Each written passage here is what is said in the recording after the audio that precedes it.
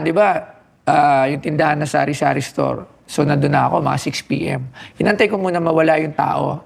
So, nahanap ako ng tiyempo para makapagsabi dun sa may-ari na baka pwede pong makautang ng corned beef para may makain kami. So, tagal, siguro mga 1 oras na ako nag-aantay doon. Kunyari, tambay-tambay lang ako doon kasi nahiya nga ako eh. Eh, nung walang-wala, kailangan ng kumain, nag-try ako, hindi ako napautang.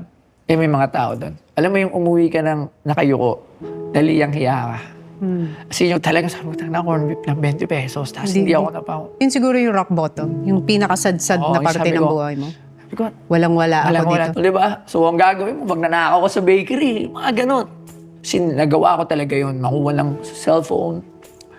Naging snatcher ka dati? Oo, nananapok ako, kinukuha ko yung alahas. Ganun. Talagang, pero hindi dahil sa bisyo. Dahil sa wala talaga kaming means of Living. pagkain. Kasi hindi nga ako nakatapos eh. So wala rin ako makuha ng trabaho.